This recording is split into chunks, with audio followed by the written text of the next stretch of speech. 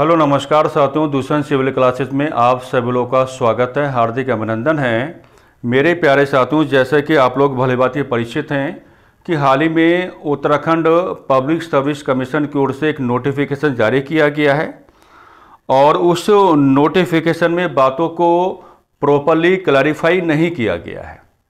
हालांकि उस नोटिफिकेशन के बिहाफ पे या इस नोटिफिकेशन के माध्यम से आपको यह समझाने का कार्य किया गया है कि 27 अप्रैल को उत्तराखंड प्रवक्ता भर्ती परीक्षा के संदर्भ में जो स्क्रीनिंग की आपकी परीक्षा होनी थी, हम उसको पोस्टपोन करने जा रहे हैं। अब इस मामले को लेकर के सभी लोग अपने विचारों का वेरी स्ट्रॉन्ग जो आपका प्रेजेंटेशन है वो करके चल रहे हैं। नाना प्रकार के जो विद्यार्थीगण हैं वो अपने आप को एक कन्फ्यूजिंग जोन में लेकर के आ गए हैं, क्योंकि बात तो उनकी भी सही है कि यदि हम नोटिफिकेशन को देखने का कार्य करें तो नोटिफिकेशन को देखने के पश्चात हमको यह आभास होता है कि उत्तराखंड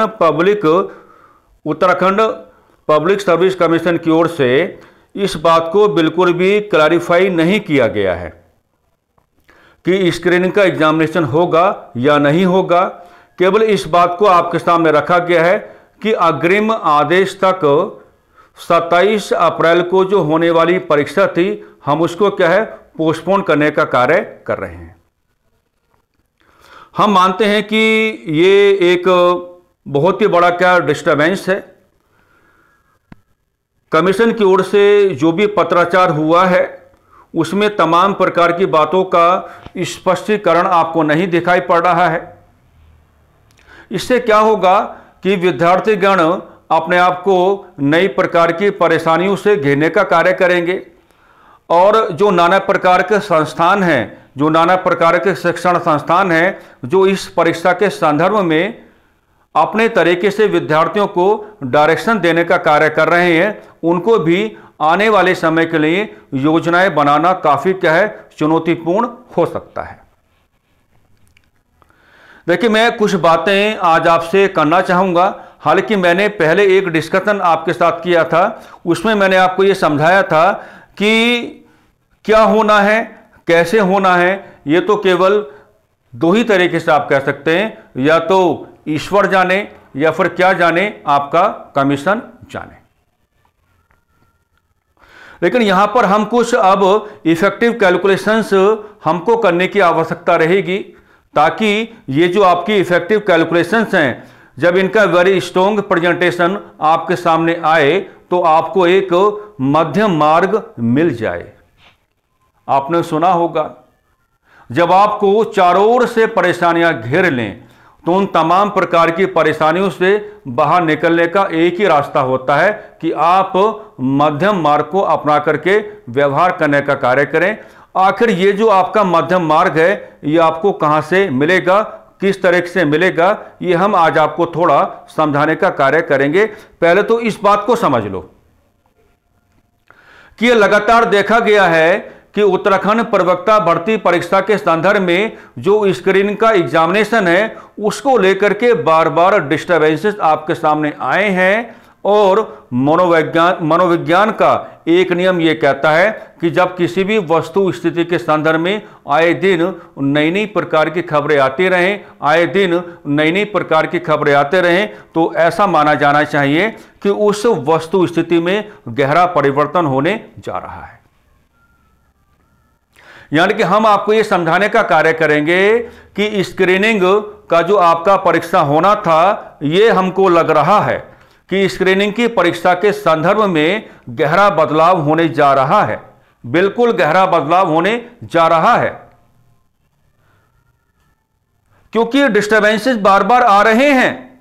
और जब इस प्रकार के जो डिस्टर्बेंसेस हैं बार बार आने का कार्य करते हैं तो हमने कहा कि मनोविज्ञान क्या कहता है। मनोविज्ञान ये कहता है कि जब किसी भी वस्तु स्थिति के संदर्भ में बार बार डिस्टर्बेंसेस आ रहे हो तो ये समझा जाए, ये माना जाए कि ऐसी वस्तु स्थिति में गहरा परिवर्तन होने जा रहा है।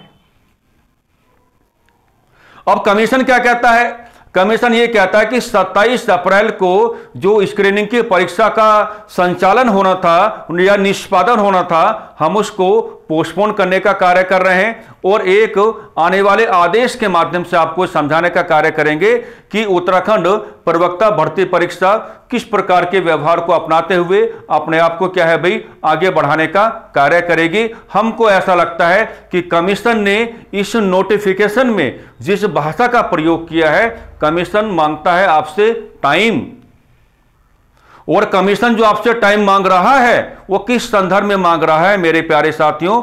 कमीशन को करनी है तैयारी कि किस तरीके से ये जो मामला आपके सामने आएगा, किस तरीके से आपको उत्तराखंड प्रवक्ता भर्ती परीक्षा के संदर्भ में आने वाला व्यवहार आपको मिलेगा। तो कमीशन को नाना प्रकार की प्लानिंग्स करनी पड़ेंगी, कमीशन को नाना प्रकार की चर्चाएं करनी पड़ेंगी। और अभी जो शिक्षा अनुभाग की ओर से कमीशन को नोटिफाई किया गया था, एक बात तो तय है कि कमीशन ने उस नोटिफिकेशन को हाथ जोड़ करके ओके कर लिया है। अब परीक्षा जो पोस्टपोन हुआ है तो हमको आपको यही समझाना चाहेंगे कि परीक्षा का जो पोस्टपोन्ड है वो तो आपको यही समझाने का कार्य कर रहा है कि कमीशन आपसे टाइम मांग रहा है कि किस प्रकार से आने वाले टाइम में आपको नोटिफाई किया जाए। उत्तराखंड प्रवक्ता भर्ती परीक्षा किस प्रकार के व्यवहार को अपनाते हुए अपने आप को आगे बढ़ाने का कार्य करेगी। तो कमीशन किस प्रकार का व्यवहार कर सकता है, इसके बारे में हम कुछ संभावनाएं यहां पर व्यक्त करना चाहेंगे। हो सकता है कि कमीशन का एक व्यवहार आपके सामने यह आ जाए कि कमीशन केवल वैकल्पिक विषय को ही आपके सामने रख दे और कहे कि वैकल्पिक विषय का आप सामना करें और वैकल्पिक विषय में जो भी आपका परफॉर्मेंस होगा उसी हिसाब से क्या है आपको इन किया जाएगा और उसी हिसाब से क्या आपको आउट किया जाएगा। यह रहेगी आपकी संभावना नंबर 1 जो महत्वपूर्ण है। अभी ऐसा भी हो सकता है कि कमीशन एक ही दिन में 2 पेपर करा ले। मेरे प्यारे साथियों, ऐसा भी हो सकता है कि कमीशन एक ही दिन में क्या 2 पेपर करा ले, जैसा उसने LT SST में किया था, पेपर 1 एंड पेपर 2। इससे क्या होगा कि एक ही दिन में आपके 2 पेपर भी हो जाएंगे और आपका जो एग्जामिनेशन है वो 2 टियर भी बन जाएगा। तो ऐसा भी हो सकता है मेरे प्यारे साथियों। ये क्या रहेगी आपकी संभावना नंबर 2 कि कमीशन एक ही दिन में 2 पेपर आपके सामने रख दे, पेपर नंबर 1 और पेपर नंबर 2। और अगर वो ऐसा करेगा कि पेपर नंबर 1 और पेपर नंबर 2, तो इसमें अगली संभावना यह बनती है कि पेपर नंबर 2 तो आपका क्या माना जाएगा, वैकल्पिक विषय ही माना जाएगा। तो ऐसा हो सकता है कि वैकल्पिक विषय के सवाल थोड़े कम हो जाएं, थोड़े घट जाएं। और पेपर नंबर 1 अगर आपके सामने रखेगा तो उसका नया पाठ्यक्रम आपको देना पड़ेगा। और यदि वो पेपर नंबर 1 आपके सामने रखने का कार्य करता है और उसमें जो नया पाठ्यक्रम वो रखने का कार्य करेगा, तो फिर उसमें क्या है, उसको शिक्षण अभिरुचि को अवश्य जोड़ के चलना पड़ेगा। तो संभावना नंबर 1 तो यह बनती है कि वो सीधा ही आपके सामने क्या है, वैकल्पिक विषय को रखने का कार्य कर दे। और संभावना नंबर 2 यह बनती है कि एक ही दिन में 2 पेपर करा ले, paper number 1 and paper number 2। मैंने कहा कि यदि ऐसा होगा तो पेपर नंबर 2 आपका वैकल्पिक विषय ही रहेगा। और वैकल्पिक विषय में क्या होगा कि जो आपके नंबर ऑफ क्वेश्चंस हैं वो आपके क्या हो सकते हैं, थोड़े कम हो सकते हैं। 200 के स्थान पर जो आपका एक टोटल अमाउंट है वो थोड़ा नीचे आ सकता है। और पेपर नंबर 1 में तो उसको नया पाठ्यक्रम देना पड़ेगा। और यदि वो ऐसा करता है तो नए पाठ्यक्रम में भी बड़ी संभावना किसके बनेगी, शिक्षण अभिरुचि तो रहेगी। यह है आपका संभावना नंबर 2। संभावना नंबर 3 यह हो सकती है, हालांकि यह एक विवादित मुद्दा है, कि लगातार देखा जा रहा है कि उत्तराखंड प्रवक्ता भर्ती परीक्षा के संदर्भ में लगातार इस प्रकार की मांगे उठी हैं कि साक्षात्कार नहीं होना चाहिए। ठीक है, लेकिन संभावना नंबर 3 एक यह भी हो सकती है कि वो ऐसा भी काम कर सकता है कि जो आपका वैकल्पिक विषय है और जो आपका साक्षात्कार है उन दोनों को ले आए और दोनों के हिसाब से क्या है, जो आपका परफॉर्मेंस रहे उसके हिसाब से आपको क्या है इन या आउट कराने का बात करें। यह संभावना भी बन सकती है। हो सकता है कि आपको यह बात थोड़ी अजीब सी लगे, हो सकता है कि आप इस बात को जब अपने साथ जोड़ने का कार्य करेंगे आप थोड़ा असहज महसूस करने का कार्य करें, लेकिन मामला एक ये भी है कि आप देखते हैं कि अपर पीसीएस में आपका इंटरव्यू होता है ना, या और कई सारी ऐसी परीक्षाएं हैं जहां पर आपको क्या है इंटरव्यू का सामना करना पड़ता है, ठीक है। लेकिन वहां पर क्या होता है कि जो आपका मेंस है और जो आपका इंटरव्यू है उन दोनों को मिलाकर के क्या है आपकी कट ऑफ तैयार की जाती है। तो 2 टियर बनाने का एक तीसरा संभावना जो है यह भी हो सकता है कि कमीशन कहीं ऐसा ना कर बैठे कि जो आपका वैकल्पिक विषय है वैकल्पिक विषय के साथ पुनः साक्षात्कार को जोड़ दे। हालांकि संभावनाएं थोड़ी कम है, लेकिन अब क्या कहें, वो कुछ से कुछ कर रहा है तो कुछ भी कर सकता है, वो कुछ से कुछ कर रहा है तो कुछ भी कर सकता है। तो संभावना नंबर 3 में मैं ये आपसे कहना चाहूंगा, हालांकि ये होना नहीं चाहिए, लेकिन एक संभावना ऐसी आ रही है मेरे सामने जो मैं आपके सामने रखना चाह रहा हूं कि ऐसा हो सकता है कि वैकल्पिक विषय के साथ इंटरव्यू यानी कि साक्षात्कार को जोड़ने का कार्य करे और दोनों का जो आपका एक कंबाइन परफॉर्मेंस होगा उस कंबाइन परफॉर्मेंस के हिसाब से क्या है आपको इन या आउट कराने की बात करें। तो ये 3 प्रकार की संभावनाएं हैं। अच्छा, कुछ लोग यहां पर यह भी कहने का कार्य कर रहे हैं कि आपको इस परीक्षा को अब उत्तर प्रदेश की तर्ज पर करा देना चाहिए। हाथ जोड़ लो, बिल्कुल नहीं होनी चाहिए, क्योंकि अगर आप ये कहेंगे कि उत्तर प्रदेश की तर्ज पर आप परीक्षा को कराने की बात करेंगे, मेरे प्यारे साथियों, बातों को टिक करना अलग बात होती है और बातों को लिख कर के आना अलग बात होती है। तो इस बात को तो दिमाग से निकाल ही दो, बल्कि कमीशन या ईश्वर से दुआ करो कि भैया कम से कम ऐसा व्यवहार तो मत कर देना। आपने हमारे साथ दुनिया भर के गलत व्यवहार किए, आपने हमको आए दिन क्या परेशान करने का कार्य किया, अरे आपने हमको तैयारी तक नहीं करने दी, हम जाएं तो कहां जाएं।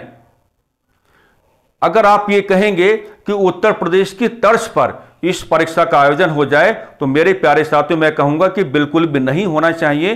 कारण क्या है? कारण यह है, वही आप समझ पा रहे होंगे कि बातों को लिख करके आना, बातों को टिक करके आना अलग मामला हो जाता है और बातों को लिख करके आना क्या है मेरे प्यारे साथियों अलग मामला होता है। तो वो बहुत ज्यादा क्या हो जाएगा, टिपिकल नेचर आपका बन जाएगा, वहां आपको ज्यादा परेशानियों का सामना करना पड़ेगा। अब महात्मा गौतम बुद्ध को अपना लो भाई, और महात्मा गौतम बुद्ध के अकॉर्डिंग क्या है, मध्यम मार्ग को अपना लो।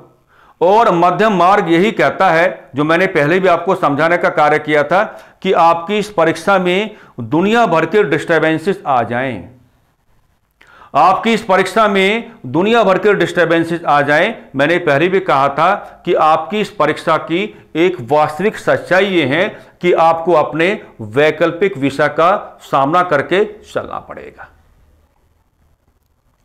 तो वर्तमान चुनौतीपूर्ण परिस्थितियों के आलोक में आपका मध्यम मार्ग यही कहता है कि आप फिलहाल अपना बड़ा ध्यान कहां पर लेके आएं, अपने वैकल्पिक विषय पर लेके आएं। और जिन विद्यार्थियों के जो भी वैकल्पिक विषय हैं, अपने वैकल्पिक विषयों के साथ अपने आप को जोड़ने का कार्य करें, और जोड़ते हुए क्या है उचित कक्षाओं के साथ भी समय रहते क्या है अपना जुड़ाव करने का कार्य करें। क्योंकि वैकल्पिक विषय मैंने पहले भी कहा था, ये 2 या 4 दिन की कहानी नहीं है, इसमें समय लगता है और वो समय कमीशन को आपको देकर के भी चलना पड़ेगा। इतना तो कमीशन को नैतिक व्यवहार करना चाहिए कि वैकल्पिक विषय के संदर्भ में एक उचित समय क्या है आपको देने का कार्य करे, बिल्कुल वो देकर के चलेगा। आप जान ही पा रहे हैं कि दुष्यंत सिविल क्लासेस की ओर से लगातार वैकल्पिक विषयों के संदर्भ में कक्षाओं का संचालन हो रहा है। आज सोमवार में हम आपसे बातचीत करने का कार्य कर रहे हैं। अगर सैटरडे और संडे का एक अकाउंट आपको देने का कार्य करें तो इतिहास की कक्षा के संदर्भ में मात्र 2 दिन में क्या है 8 प्रकार की कक्षाएं विद्यार्थियों को उपलब्ध कराई गई हैं। तो हम तो पूरा डेडिकेशन लाए हुए हैं, क्योंकि हम जान पा रहे हैं कि पाठ्यक्रम बहुत ज्यादा विस्तारित है और विस्तारित पाठ्यक्रम को विद्यार्थियों के समक्ष सकारात्मक रूप से रखने का एक ही तरीका है कि विद्यार्थी भी थोड़ा अधिक मेहनत कर लें, और हमको यहां से अध्यापन करना है तो हम भी अपने आप को थोड़ा अच्छे से व्यवस्थित कर लें और अच्छे से क्या है अनुशासित करने का कार्य करें। तो मेरे प्यारे साथियों, ये कुछ संभावनाएं हमने आपके सामने रखी हैं और इन संभावनाओं का जो किस तरीके से मामला बनेगा, अब अंतिम रूप कौन देगा, वो कमीशन ही देगा, ये तो तय है। लेकिन इसमें क्या हो सकता है, किस तरीके से बातें जुड़ सकती हैं, किस तरीके से बातों में परिवर्तन हो सकता है, या किस तरीके से आपको विशेष तौर पर मैं इसलिए आया था कि मध्यम मार्ग आपको कैसे अपनाना है। तो मध्यम मार्ग आपको वैकल्पिक विषय के साथ अपना जुड़ाव करते हुए अपनाना है। बिल्कुल अंत में यही कहना चाहूंगा कि समय की किसी भी प्रकार की कोई बर्बादी करके ना चलें, उचित समय का प्रयोग करें, उचित कक्षाओं का प्रयोग करें और अपना एक गहरा जुड़ाव अपने वैकल्पिक विषय के साथ कर लें। तो मेरे प्यारे साथियों, यही संदेश आज आपको दुष्यंत सिविल क्लासेस के मंच की ओर से हमको आपको देना था। भविष्य के लिए आप सभी को शुभकामनाएं देना चाहेंगे, ठीक है। हालांकि हम वही कहेंगे कि समय थोड़ा क्या है चुनौतीपूर्ण है, लेकिन कट जाएगा, कोई दिक्कत वाली बात नहीं है। तो आप लगातार अपनी तैयारी के साथ अपना जुड़ाव करके चलें और वही जो मध्यम मार्ग हमने आपको देने का कार्य किया है कि मध्यम मार्ग वैकल्पिक विषय की सवारी करना स्टार्ट कर दो। बिल्कुल समय बर्बाद नहीं करना है। आज जो कैलकुलेशन करनी कर लो, कल सुबह से ही वैकल्पिक विषय के साथ क्या है अपना जुड़ाव करके चलो। ये कार्य आपको करके चलना पड़ेगा, ठीक है। नमस्कार, धन्यवाद।